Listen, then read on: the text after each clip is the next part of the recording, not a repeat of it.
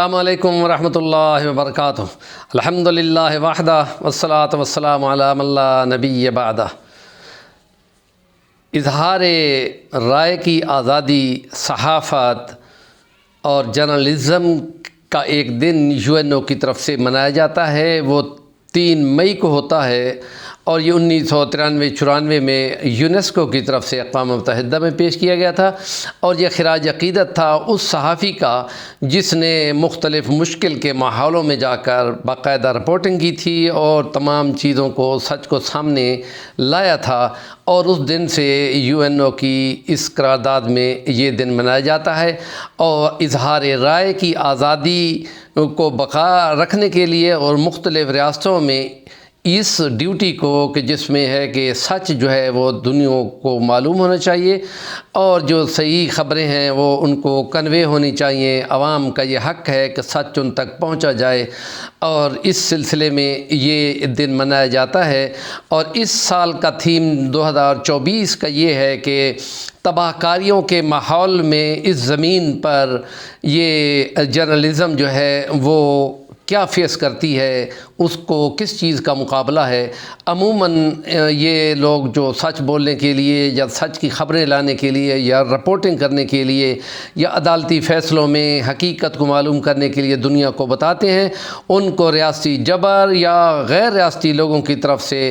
دھمکیوں کا سامنا ہوتا ہے۔ اور پاکستان میں پچھلے سال میں 4 آدمی قتل ہوئے تھے اور 104 یا اس سے بھی زیادہ پر مقدمات ہوئے تھے، اور آن لائن کسی خبر دینے پر بھی یہاں پر FIR درج کر دی جاتی ہے۔ تو اس طریقے سے پاکستان سے بہت سارے صحافی بیرون ملک اسی لیے شفٹ ہو گئے ہیں، اور وہ وہاں سے بیٹھ کے مختلف خبریں بیان کرتے ہیں، اور ہم یہ کہتے ہیں اس میں ہمارا نقطہ نظر اسلام کے حوالے سے ہوا کرتا ہے کہ ہمارے چینل کا نام اسلام کی تبلیغ و تلقین ہوتی ہے، اور اس کے لیے نبی پاک صلی اللہ علیہ وسلم کی فرامین ہے، اور خدا کا قرآن جو ہے اس کے لیے عمومی نظریہ یہ ہے اذا جاءکم فاسق بنبأ فتبینوا، اگر کوئی جھوٹی خبر تم کو لے کر آئے، کوئی فاسق بندہ تم پر کوئی جھوٹی خبر لے کر آئے تو اس کی تحقیق کر لیا کرو۔ یعنی نبی پاک نے اس کی تشریح میں یوں فرمایا کہ کسی بندے کے جھوٹا ہونے کے لیے یہی کافی ہے کہ وہ ہر سنی سنائی بات کو آگے رپورٹ کر دے، اور اگر وہ رپورٹنگ اس بنیاد پہ ہوں کہ بس جھوٹی کو آگے پروموٹ کرنا ہے، تو یہ تو 5th جنریشن وار کا آج کا جدید دور کا یہ سسٹم ہے کہ جھوٹ کو اتنا پھیلایا جائے کہ سچ نظر آئے۔ ہم اسلام کے نقطہ نظر سے یہ کہتے ہیں کہ اگر کوئی ایسی خبر لائے اور وہ اگر سچ نہ ہو تو جھوٹ ہو تو اس کو روک لو،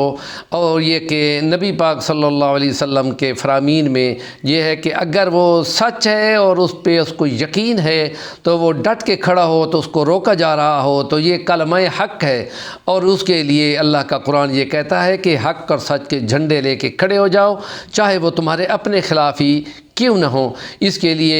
کنز العمال ایک کتاب ہے جس میں 80 سے اوپر احادیث کی کتابیں شامل ہیں۔ ان کی ایک روایت یوں ہے کہ نبی پاک صلی اللہ علیہ وسلم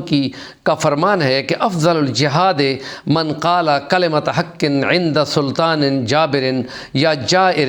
کسی ظالم بادشاہ کے سامنے کلمہ حق کہنا افضل الجہاد ہے۔ اور ہندوستان پاکستان میں خلافت کی تحریک کے دنوں میں 1919 میں انگریزوں نے تمام لوگوں کو، مسلمانوں کو جو ترکی حمایت میں جلوس نکالتے تھے، بہت لوگ گرفتار ہوئے تھے، تو یہاں لاہور کے ایک جیل کے اندر ایک سکھ اسی طرح جرنلسٹ کو بھی پکڑا گیا تھا، اور ان کے سامنے جب مسلمانوں کے ایک لیڈر نے، غالباً محمد علی جوہر تھے، انہوں نے اس کے سامنے یہ فرمان نبی صلی اللہ علیہ وسلم پڑھا تھا کہ افضل الجہاد من قال کلمۃ حق عند سلطان جابر،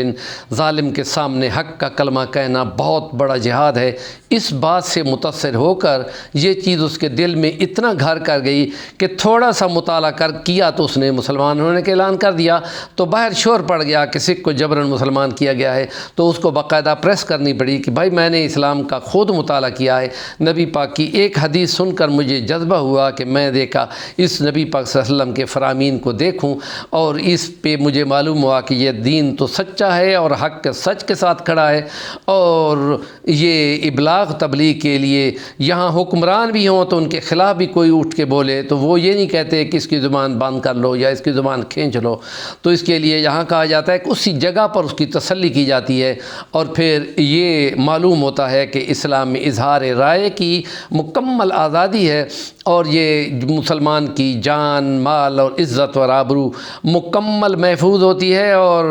اس لیے اس کو تشبیہ دی گئی ہے مکہ کے ساتھ، کعبے کے ساتھ، حج کے دن کے ساتھ، جو نبی پاک صلی اللہ علیہ وسلم نے خطبہ حجۃ الوداع کے موقع پہ فرمایا تھا۔ یہ بہت بڑی ایڈوانٹیج ہے جو اسلام نے اس ضمن میں ایک جرنلزم کی آزادی کے حق کے لیے بلند کی ہے، اور اس کو زیادہ سے زیادہ آگے کنوے کرنے کی ضرورت ہے۔ ہمارے چینل کا نام ہے صفی الرحمن البانی، ضرور سبسکرائب کریں۔